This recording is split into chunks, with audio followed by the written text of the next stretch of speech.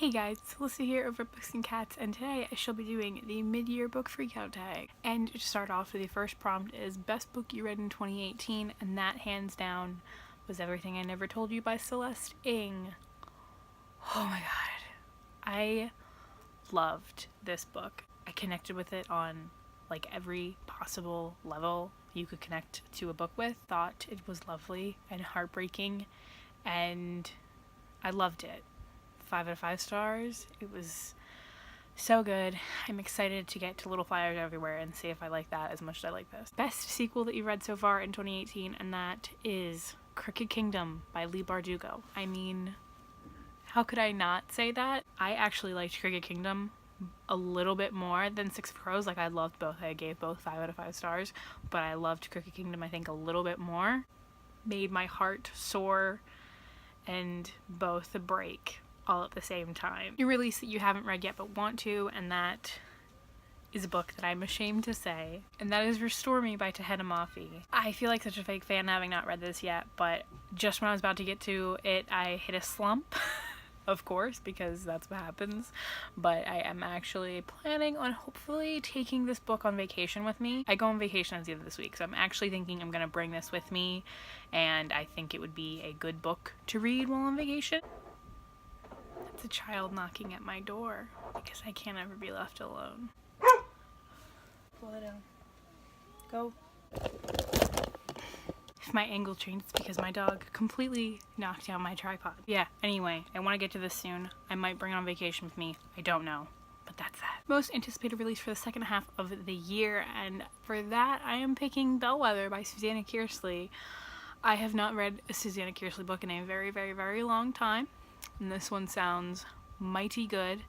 I am a little bit, when I mean a little bit, I mean a lot of bit bitter that Canada got it like 6 months before the US got it, but I'm trying not to be bitter, but I am bitter. I'm not sure how I feel about the cover. Like, it's a completely different art style than all of her other books, because all of her other books are printed in the exact same, like, by this exact same artist, I guess, and this new one doesn't match, and like a part of my soul is just sad and dying. Biggest disappointment. This was a hard one. It was a hard call between two books, but one book I had to pick this one, which is Matilda by Roald Dahl, because I really, really honestly thought I would really love it, and I really didn't. I didn't like it. A lot of it made me really uncomfortable. So many people in the book are like emotionally and physically abusive, and it's just like really uncomfortable, and all of it's kind of done in like almost trying to be funny way, and I don't know, I just wasn't okay with any of it. I did not care for it, so disappointed by that. Biggest surprise was Spill Zone by Scott Westerfeld. Was not expecting to love this graphic novel as much as I did, but oh my god, I love that graphic novel. It is really engaging. I think the artwork is really great. I think the storyline is really interesting and different and not boring, and the second one actually comes out, I believe, this month, so I'm excited to get to it.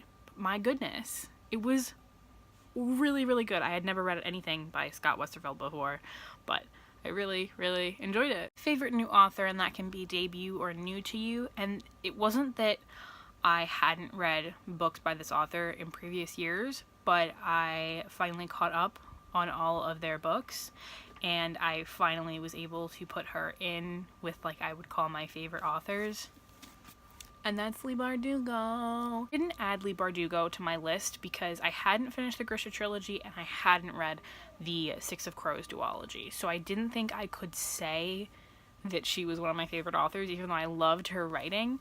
I just didn't think I could say that.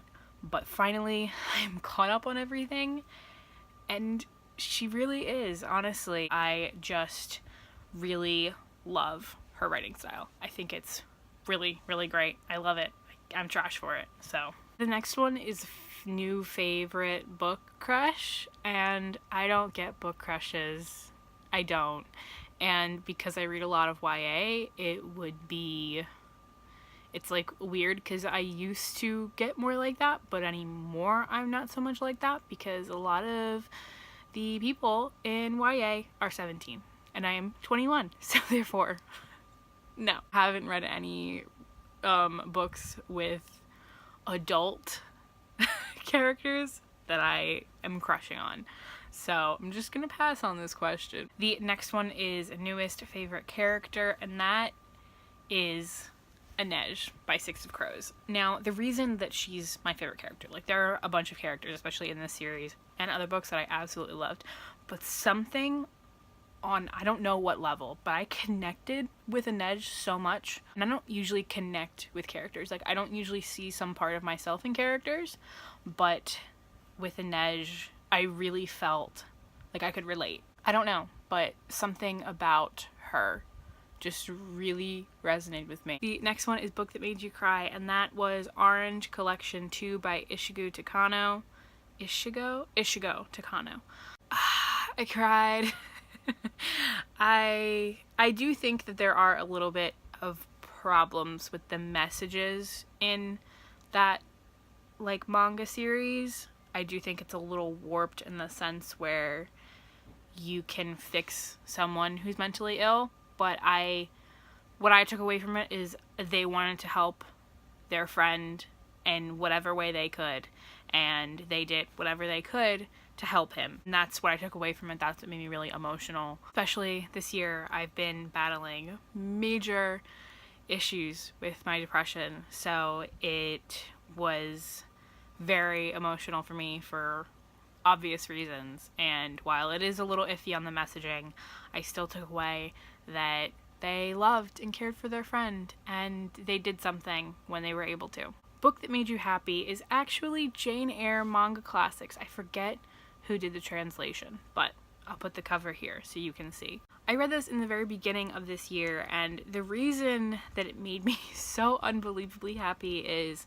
I haven't read Jane Eyre since I read it for the first time years ago. I have since, obviously, I've been watching Jane Eyre adaptations for like half of my life, but I had finally read it a few years ago, and it's one of my favorite stories ever. I love Jane Eyre, and I read this manga retelling of it, and I loved it.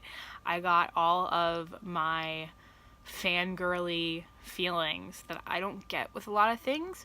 Like, when I was reading it, I just got so genuinely excited and happy and anticipating what was gonna happen. And I say that I love a lot of series, and I do, but my love for Jane Eyre goes deeper than that. It goes really, really deep. It goes to a level that a lot of other things don't go to, and it brings up so many fond memories in my mind, and it was so wonderful to read it and feel those emotions, because it isn't something I hardly ever experience. So I loved it. It made me happy, and it gave me a bunch of great feelings. Favorite book to movie adaptation.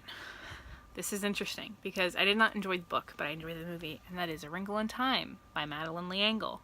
I did not like this, but A Wrinkle in Time, the movie, was bomb. I think the movie did a really great job of helping the book make sense. Love how religious the movie was to the book. Like, it was spot on. Made it, in my mind, a lot easier to understand because I was seeing it and not just reading it. I think the book fell flat for me because I couldn't visualize it. It was just weird. It felt very like one-dimensional. It wasn't magical. It wasn't, ooh, this is like really interesting. It was just like, was there. It didn't do anything for me.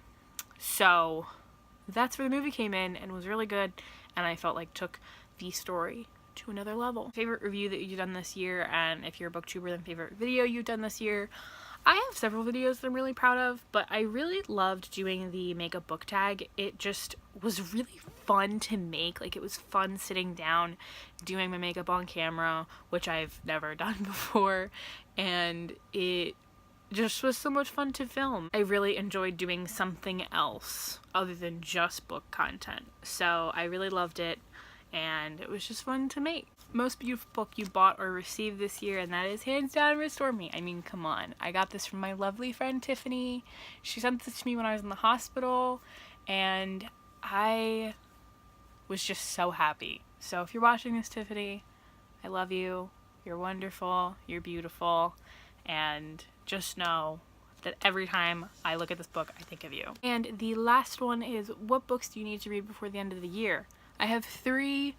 Also, obviously, Restore Me. The first one is Reconstructing Amelia by Kimberly McCreight. I really want to get to this because I've read her YA series. Really love it, really enjoy it, but I would like to read more from her to see if I like her writing more across the board. The next one is A Man Called Uwe by Frederick Bachman. I need to get to it. Period. And the last one is My Brilliant Friend by Elena Ferrante.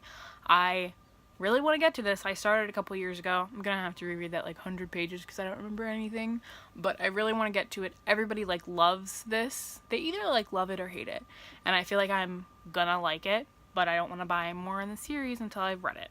So want to get to this. So that was the mid-year book Freakout tag. I'm not gonna tag anybody because most people have already done this before, and usually a lot of people do it every year, so not gonna tag anybody. If you're watching this, I tag you. So I'm gonna be that lame person where it's like, oh, if you're watching this, I tag you though. Also, all of my social media, Goodreads, Instagram, and Twitter shall all be linked down below as usual. That's all I got. Hope you guys enjoyed this video, and I hope I shall see you in the next one. Bye.